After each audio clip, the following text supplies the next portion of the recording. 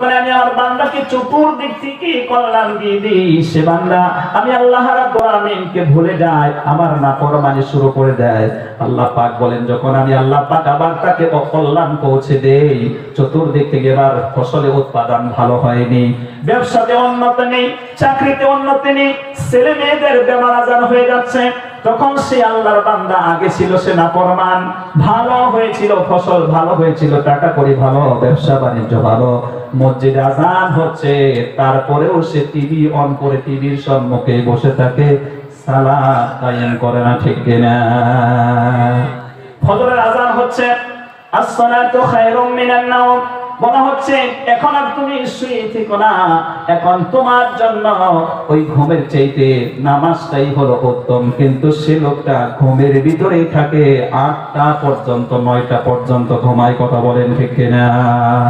কেমন করে ঘুমাও তুমি, কেমন করে ঘুমাও তুমি, ফজর করে কাজা,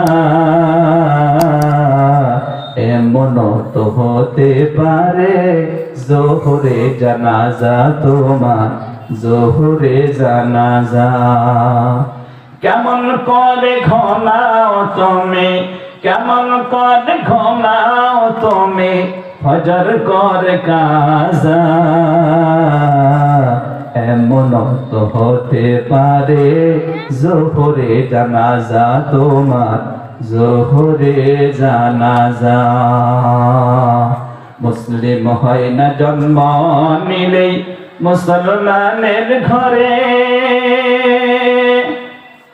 মুসলিম হয় না জন্ম নিলেই মুসলমানের ঘরে, বন্ধু কাফের মুমিন তফাত করে সালাত কায়েমের উপরে, কাফের মুমিন তফাত করে সালাতের উপরে, কথা বলুন ঠিক কিনা? কিন্তু সে আল্লাহর বান্দা চতুর্দিক থেকে কল্যাণ পেয়েছে, এবার আল্লাহকে ভুলে গিয়ে নামাজ নেই, কালাম নেই, টিভির সম্মুখে ঘন্টার পর ঘন্টা বসে আছে, কোরআন তিলাওয়াতের খবর নেই। কিন্তু যখন অকল্যাণ পৌঁছে যায়, তখন মসজিদের কথা মনে আসে, আল্লাহর কথা মনে আসে। এটাই হচ্ছে মানুষের চরিত্র, কথা বলুন ঠিক কিনা?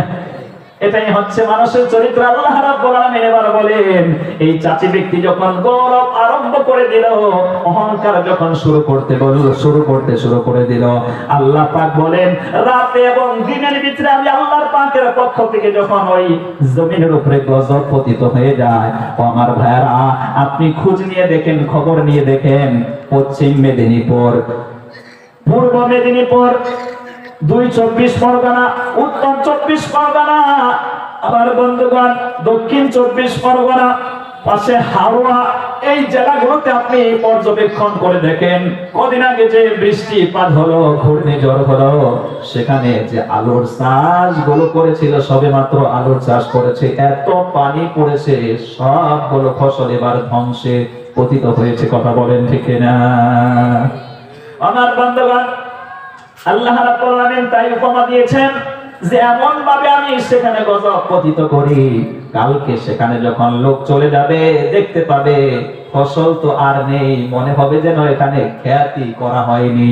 আল্লাহ পাক বলেন, তোমাদের জীবনের পরিস্থিতি হচ্ছে তাই, তোমাদের জীবনের উপমা হচ্ছে এই, 60 বছর 70 বছর জিন্দেগি তুমি বেঁচেছ, যখন মওত তোমাকে পাকড়াও করবে, মওত যখন তোমাকে ধরে বসবে, মওত যখন তোমাকে গ্রাস করবে, তখন তুমি এমন ভাবে নিশ্চিহ্ন হয়ে যাবে, মনে হবে যেন তুমি এই দুনিয়ায় ছিলেই না, কথা বলুন ঠিক কিনা? যেদিন আমার প্রাণ পাখি ও পারদেশে দিবে পারি, যাব ছেড়ে বাঁধন কেটে মায়ার এই পৃথিবী, যাব ছেড়ে বাঁধন কেটে মায়ার এই পৃথিবী, ছেলে মেয়ে কাঁদবে হায়রে হয়া উদাসীনী,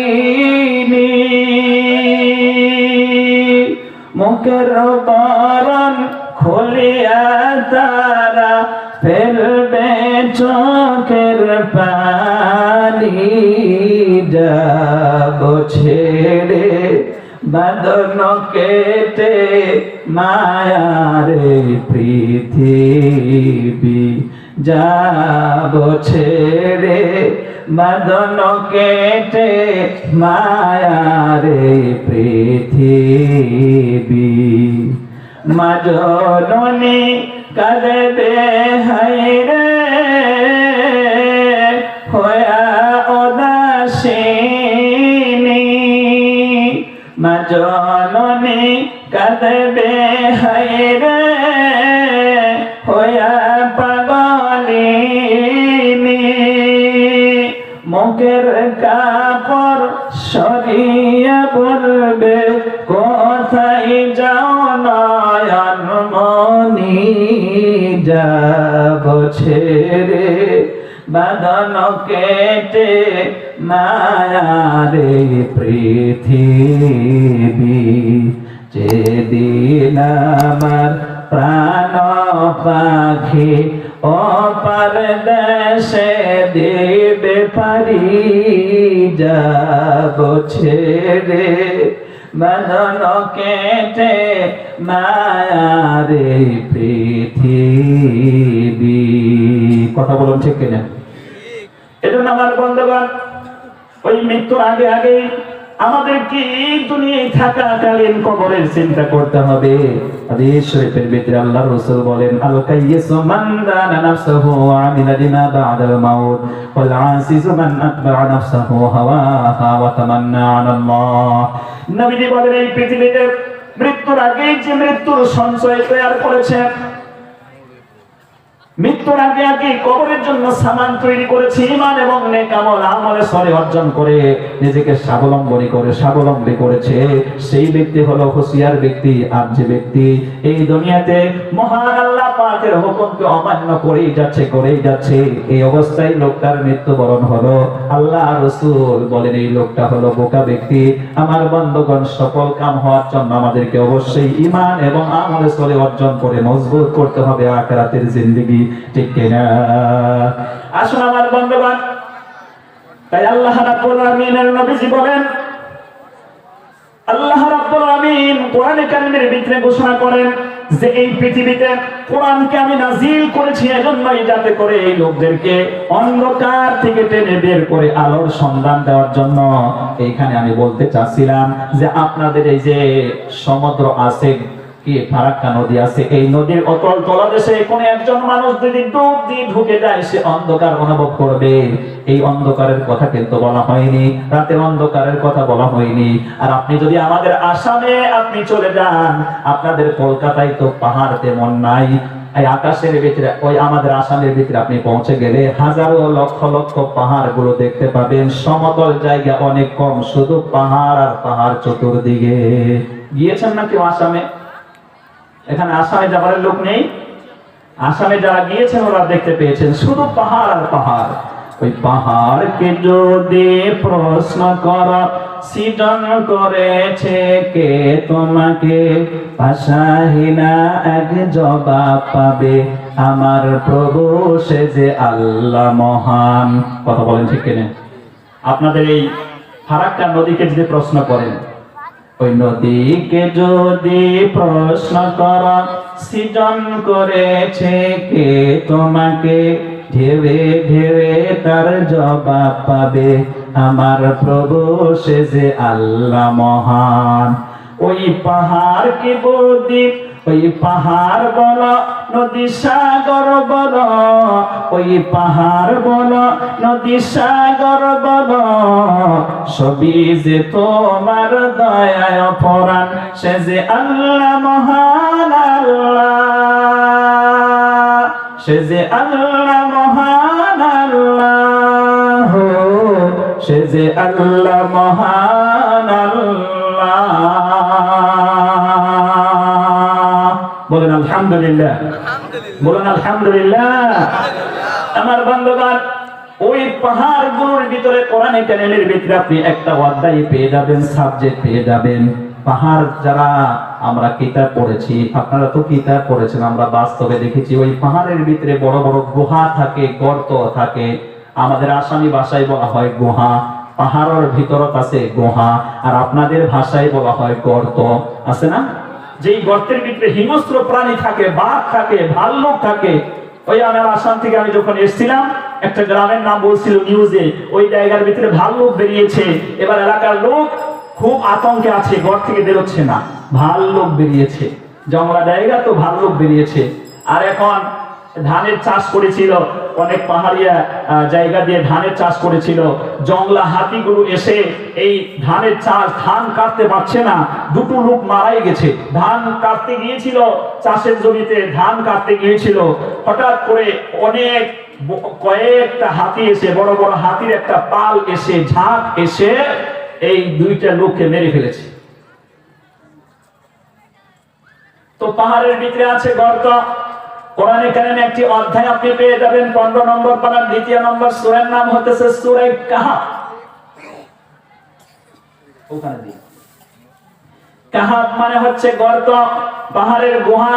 কোরআনে কারিমে এই সূরাটা আছে টোটাল 110টি আয়াত। বলেন আল্লাহু আকবার। ওই পাহাড়ে গর্তের ভিতরে যদি কোনো মানুষকে পতিত করা হয়, ঢুকিয়ে দেওয়া হয়, সে কি আলোর ভিতরে থাকবে নাকি অন্ধকারে থাকবে? কথা বলেন না কেন আপনারা? অন্ধকারের ভিতরে থাকবে। আমার বন্ধুগণ, আল্লাহ পাক যে কোরআনে কারিমের ভিতরে সূরা আর-রাদ 43টি আয়াতের ভিতরে 1 নম্বর আয়াতে অন্ধকার থেকে চিনে বের করে তাদেরকে আলোর সন্ধান দেবে, এখানে কি সেই অন্ধকারের কথা বলা হয়েছে? মুফাসসিরিনে কেরামে বলেছেন নিশ্চয়ই নয়, এখানে অন্ধকার দিয়ে হলো জাহান্নামের অন্ধকার। আল্লাহ রাসূল আমাদেরকে খবর শুনিয়েছেন, ইন্নাহু মান ইয়াতি রাব্বাহু মুজরিমান ফাইন্না লাহু জাহান্নাম লা ইয়ামুতু ফিহা ওয়া লা ইয়াহইয়া। কোরআনে কারীম যখন আপনি তিলাওয়াত করবেন, 16 নম্বর পারার 3 নম্বর সূরার নাম হতেছে সূরা তাহা, 135টা আয়াত আছে। এ হচ্ছে 72 নম্বর আয়াত। আল্লাহ রাব্বুল আলামিন বলেন, ওই কিয়ামতের দিনে মুজরিম হয়ে, অপরাধী হয়ে যে লোকটা আমি আল্লাহ পাকের দরবারে হাজির দেবে, আমি আল্লাহ পাক নিকট হতে তাকে জাহান্নামে ঢুকিয়ে দেব। জাহান্নামে ঢোকাবার পরে সে ওই জায়গায় বাঁচতেও পারবে না, মরেও যাবে না। সেই জাহান্নামের কথা আল্লাহ পাক আলোচনা করেছেন। নবীজি বলেন, ওই জাহান্নামের ভিতরে রয়েছে আগুন, সেই আগুন হলে এমন, এই দুনিয়ার চাইতে 69 গুণ পাওয়ারটা বেশি। সেই জাহান্নামের আগুনে 1000 বছর যখন আল্লাহ পাক প্রজ্বলিত করলেন, তখন লালটি বর্ণের হলো, লাল হলো। তারপরে আরো 1000 বছর পরে জ্বালানোর পরে ওটা হয়ে গেল সাদা। তারপরে আরো 1000 বছর পরে জ্বালানোর পরে ওটা হয়েছে কালো। কালো বন্ধুগণ, এই জন্য জাহান্নামটা হলো কালো। কথা বলেন ঠিক কিনা? আমার ভাইরা, এখানে অন্ধকার দিয়ে হলো জাহান্নামের অন্ধকারকে বোঝানো হয়েছে। দুনিয়ার 69 গুণ পাওয়ার হলো জাহান্নামের আগুন। আমি আপনাদেরকে প্রশ্ন করি, এই দুনিয়াতে আপনি একটা মিনিট পর্যন্ত আপনার অঙ্গলটাকে স্ব-ইচ্ছায় আগুনের মধ্যে ধরে রাখতে পারবেন? জবাব দেন।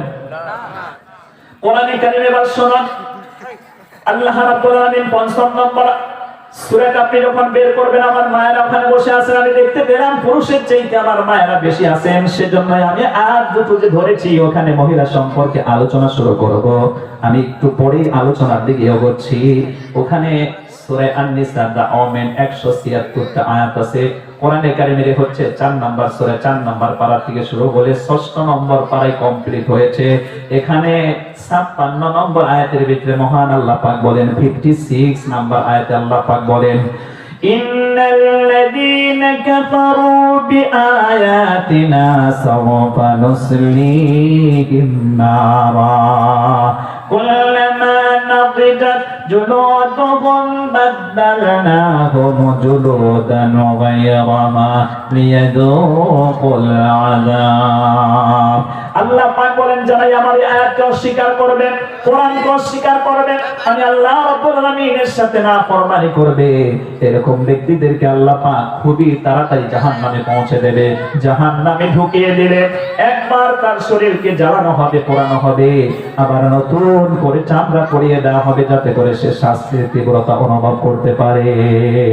আমার বন্ধুগণ, একটা প্রশ্ন আপনারা রাখতে পারেন, আমার মুমিন ভাইরা, মুসলিম ভাইরা, একটা প্রশ্ন আপনারা রাখতে পারেন, পুরো বডিটাই যেহেতু জাহান্নামে জ্বলবে, জাহান্নামীদের সেখানে শুধু আল্লাহ পাক উল্লেখ করেছেন আয়াতের ভিতরে জুলুদুন। জুলুদুন মানে হলো চামড়া, চামড়া মানে হচ্ছে স্কিন, ইংরেজিতে স্কিন বলা হয়। চামড়া তো বুঝেন, এই যে, হ্যাঁ, আমি একটি কিতাব স্টাডি করেছি, ওই কিতাবের নাম হলো আল কোরআন ফ্রম সায়েন্স, আল কোরআন থেকে আধুনিক বিজ্ঞান। There is not a single verse in the Holy Quran which is acceptable from the scientific point of view.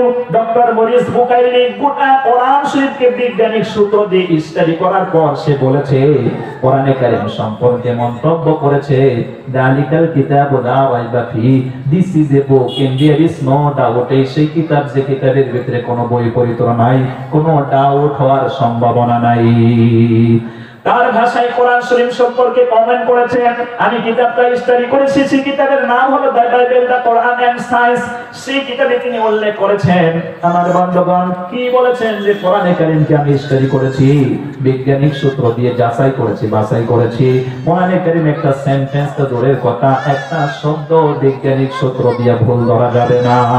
আল্লাহু আকবার। তো এখানে আল্লাহ পাক পুরো শরীরটা জ্বালাবেন, কিন্তু আল্লাহ পাক কি বলেছেন? স্কিনের কথা শুধু বলেছেন।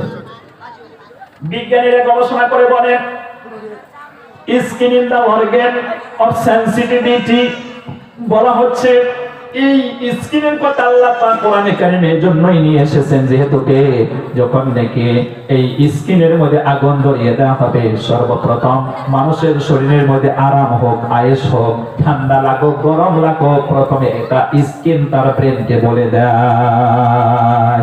আমার ভাইয়ারা, পুরো শরীর যখন জাহান্নামের ভিতরে জ্বলবে, এমনি করে মানুষ সহ্য করবে? সহ্য করতে পারবে না। এজন্য কোরআন এই পৃথিবীতে এসেছে এই মানব মণ্ডলীদেরকে ওই কঠিন জাহান্নাম থেকে বাঁচিয়ে আলো দেয়া হলো জান্নাতের রাস্তা। জান্নাতে যাওয়ার জন্য আল্লাহ কোরআনকে অবতীর্ণ করেছেন। সুবহানাল্লাহ, লিল্লাহি তাকবীর। কোরআন এসেছে এই গোটা বিশ্বের মানব মণ্ডলীকে জাহান্নামের পথে থেকে বের করে জান্নাতে নেবার জন্য। আমার বন্ধুগণ, একটু ধৈর্য ধারণ করুন। আপনি যাবেন না, বক্তব্য শেষ করে যাবেন, ঘুরে যাবেন একেবারে। বসে পড়ুন, ওদের কি হচ্ছে? জি, শুনুন, ঠিক আছে, আল্লাহ কোরআন শুনুন। আমার বন্ধুগণ, এই কোরআন পেলে কিসের জন্য এসেছেন? আপনাদের মেহমানগুলো এসেছেন, উদ্দেশ্য নিয়ত হলো কোরআন শোনার জন্য।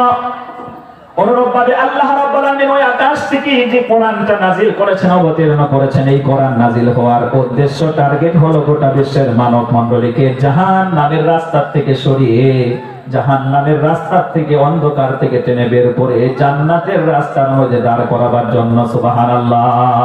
আসুন আমার বন্ধুগণ, যে আয়াত দুটো আমি আপনাদের সম্মুখে তিলাওয়াত করেছি, সংক্ষিপ্ত ব্যাখ্যা দিয়ে আমি শেষ করে দেব। আপনাদেরকে অধৈর্য হতে হবে না, আপনাদেরকে আমি কষ্ট দেব না। কারণ হচ্ছে আপনারা তো আজকে এক রাত জাগরণ করতেছেন, আর আমাদেরকে একেবারে নভেম্বর থেকে শুরু হয়েছে মাহফিল, অক্টোবর থেকে মাহফিল শুরু হয়েছে। আল্লাহ যদি চায় এইভাবে চলতে থাকবে আপ টু এপ্রিল পর্যন্ত, রমজান মাসের আগ পর্যন্ত চালাতে হবে। তো আপনাদের চাইতে কষ্ট আমাদের বেশি হয়, ডেইলি রাত জাগরণ করতে হয়, আর আপনারা একদিনই পেরে উঠছেন না। সেহেতু আমি আপনাদেরকে বেশি সময় কষ্ট দেব না। আমার বন্ধুগণ, এবার আসুন, অন্ধকার থেকে টেনে বের করে জান্নাতের রাস্তায় দাঁড় করাবার জন্য আল্লাহ পাক কোরআন নাযিল করেছেন। তাই আমি দুটো আয়াত আপনাদের সম্মুখে তিলাওয়াত করেছি। পবিত্র কোরআন 25 নম্বর পারা 2 নম্বর সূরা সূরাতুশ শুআরা 53টি টোটাল আয়াত আছে, সেখান থেকে 49 এবং 50 নম্বর আয়াত তিলাওয়াত করেছি। আল্লাহ পাক বলেন, লিল্লাহি মুলকুস সামাওয়াতি ওয়াল আরদ ইয়াখলুকু মা ইয়াশা يهب لمن يشاء إناثا ويهب لمن يشاء الذكور أو يزوجهم ذكرانا وإناثا ويجعل من يشاء عقيما إنه عليم قدير আল্লাহ পাক বলে লিল্লাহি মুলকুস সামাওয়াতি ওয়াল আরদ, এই আকাশ আমার, এই জমিন আমার। এই আকাশ কার? কথা বলুন। ওই আকাশ কার? এই জমিন কার? এই দুইয়ের ভিতরে যা কিছু সৃষ্টি জীব আছে এগুলো সব কার? এক সত্য মালিক হলেন মহান আল্লাহ রাব্বুল আলামিন। আল্লাহ রাব্বুল আলামিন বলেন ওয়ালাম ইয়াত্তাখিজ ওয়ালাদা ওয়ালাম ইয়াকুল লাহু শারীকুন ফিল মুলক।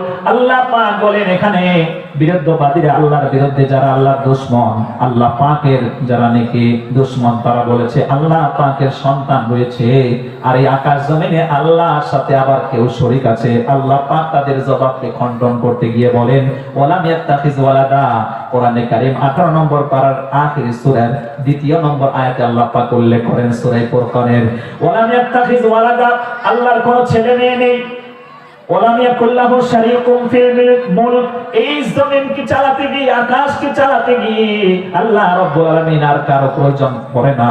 আল্লাহ পাক এইভাবে চালান, ইদা কাদা আমরাহু ফা ইন্নামা ইয়াকুলু লাহু কুন ফায়াকুন। আল্লাহ পাক বলেন হয়ে যা, হয়ে যায়। আল্লাহ পাক বলেন ধ্বংস হয়ে যা, নিস্তেনাবুদ হয়ে যা, শেষ হয়ে যা, সঙ্গে সঙ্গে তা ধ্বংস হয়ে যায়। ঠিক কি না? এই রাজত্বে, এই মহান আল্লাহ পাকের রাজত্বে আল্লাহ ছাড়া কেউ অংশীদার নেই। আল্লাহ পাকের কুদরত উপস্থাপন করেছেন, করতেছেন ওই আয়াত দুটোর ভিতরে যে আকাশ এবং জমিন আমার, এজন্য আমি আল্লাহ পাক যা ইচ্ছে তাই সৃষ্টি করি।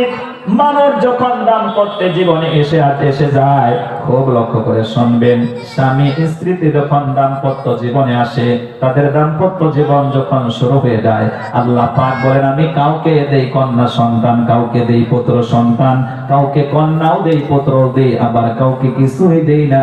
এই ক্ষমতা কার? মহব্বতে বলুন আল্লাহ পাকের। দাম্পত্য জীবনে আসার পরে স্বামী স্ত্রীতে যখন এসে যায়, তখন সন্তান যখন শুরু হয়, আল্লাহ পাক বলছেন প্রথম আমি দেই কন্যা সন্তান, তারপরে বলছেন পুত্র সন্তান, তারপরে আল্লাহ পাক বলছেন কন্যাও দেই পুত্রও দেই। আবার কোন ব্যক্তি আছে 15 বছর বিবাহ করেছে, 20 বছর হয়ে গেছে, কোন সন্তান আদি দেখতে পায় না, অর্থাৎ আল্লাহ পাক তাকে সন্তান দেয় না। কথা কোন ঠিক কিনা? এই ক্ষমতা কার? সকলে জোরে সুরে বলতে হবে, এই ক্ষমতা কার?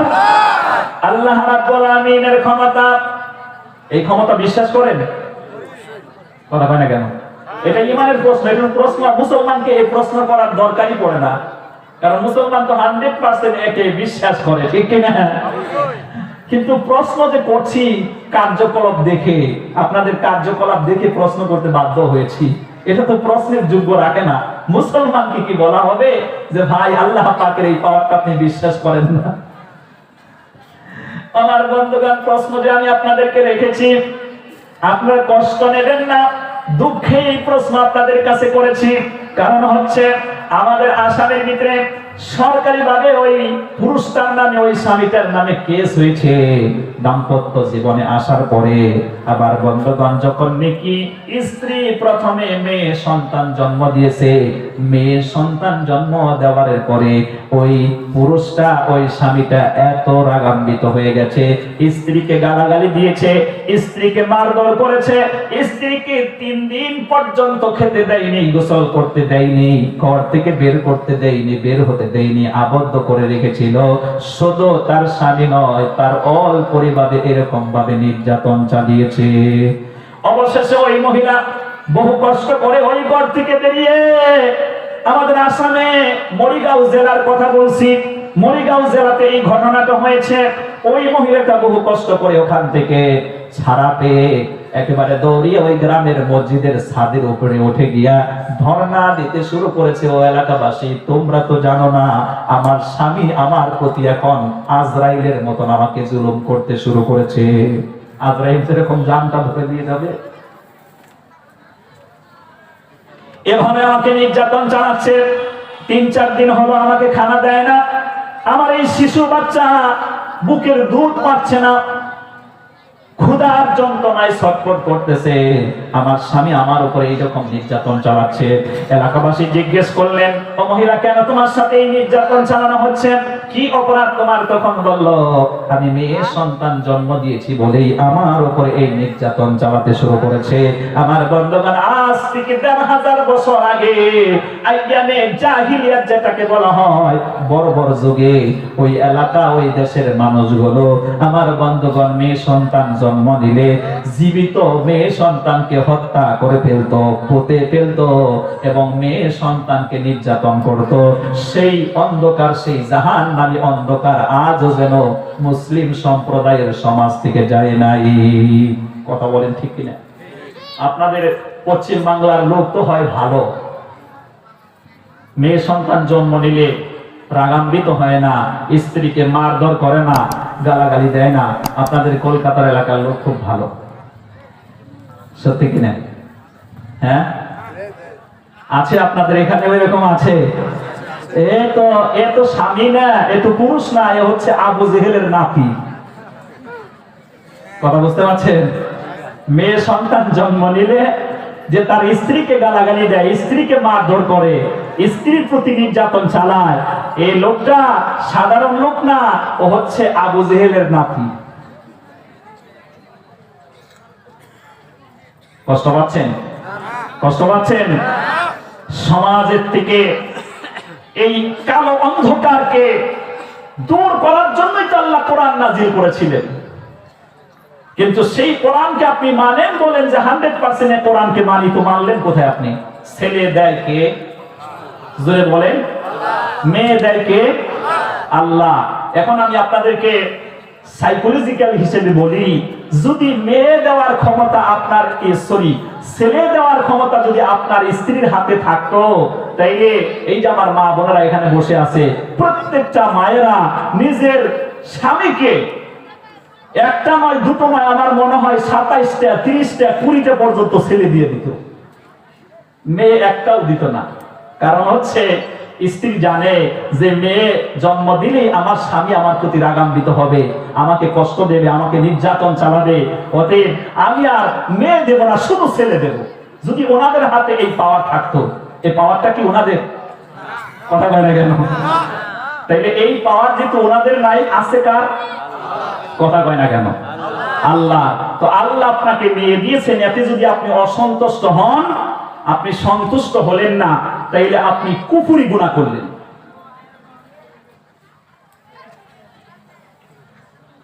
কথা বুঝে আসছে? কুফরি গুনাহ। এই অবস্থায় মৃত্যুবরণ করলে আপনার ঈমান নিয়ে আপনি মরতে পারবেন না। বিষয়টা হচ্ছে এই, আমার বন্ধুগণ, বৃষ্টি দেওয়ার মালিক আল্লাহ। এখানে একটা মাসলা শুনে নেন। বৃষ্টি দেওয়ার মালিক হলো আল্লাহ। যে টাইমে বৃষ্টির দরকার সে টাইমে হোক অথবা অন্য টাইমে হোক, বৃষ্টি তো মহান আল্লাহ পাকের পক্ষ থেকে হয়ে যায়। আমার বন্ধুগণ, সেই বৃষ্টি পতিত হওয়ার পরে এবার যদি আপনি গাল দিয়ে দেন, ও মরার বৃষ্টি তুই কেন এলি? আমি সবে ধান শুকা দিয়েছি অথবা চাল শুকা দিয়েছি, কেন তুই এলি? এইভাবে যদি বৃষ্টিকে গাল দিয়ে দেয়, মাসলার ভিতরে বলা হয়েছে, মুফতি কেরাম বলেছেন, এই গালটা আপনি বৃষ্টিকে দিলেন না, এই গালটা গিয়ে দিলেন আপনি আল্লাহকে, কারণ বৃষ্টি দিয়েছে আল্লাহ। কথা বলেন ঠিক না? এবার কোরআনে কারীম যখন আপনি স্টাডি করবেন, সূরা আল মাইদার ২য় নম্বর ৬ষ্ঠ নম্বর পারার ২য় নম্বর সূরার নাম হতেছে সূরা আল মাইদা। ১২০টা আয়াত এখানে আপনি পেয়ে যাবেন। ৫ম নম্বর আয়াতে আল্লাহ পাক বলেন, ওয়ামাইয়াকফুর বিল ঈমানি ফাকাদ হাবিতা আমালুহু ওয়া হুয়া ফিল আখিরাতি মিনাল খাসিরিন। ঈমান আনার পরে কোন ব্যক্তি যদি কুফরের ভিতরে নিমজ্জিত হয়ে যায়, নিপজিত হয়ে যায়, আল্লাহ রাব্বুল আলামিন বলেন, আমি তার জীবনের সব নেক আমলকে বরবাদ করে দেই, আর ওই লোকটা ক্ষতিগ্রস্তদের অন্তর্ভুক্ত হয়ে যাবে। এজন্য আমার বন্ধুগণ, মেয়ে সন্তান জন্ম হওয়ার পরে যে স্ত্রীকে গালাগালি দিয়ে দিল, রাগান্বিত হলো, সে আমার বন্ধুগণ সে স্ত্রীকে গালি দিল না দিল, বরং আল্লাহকে। কথা বলেন ঠিক না? এত বড় জালিম হয়ে গেল, আল্লাহর কাছে কাছে সে বড় অপরাধী হয়ে গেল। এজন্য আজকের এই কোরআনে কারীমের মাহফিল থেকে আপনাকে শিক্ষা নিতে হবে। মেয়ে সন্তান জন্ম নিলে আপনি রাগান্বিত হবেন না বন্ধু, বরং আপনি খুশি হবেন। এই পৃথিবীতে একটা তাফসীরের কিতাব চলে, সমাজটা মসলকের, আমাদের মুসলমানদের ভিতরে আজকে বিভিন্ন মসলক হয়ে যাচ্ছে। এ নিয়ে আমি কথা বলতে চাই না সম্মানিত বন্ধুগণ। সমস্ত মসলকই একমত, তাফসীর ইবনে কাসির এটা পাওয়ারফুল তাফসীর, এখানে সহিহ তাফসীর করা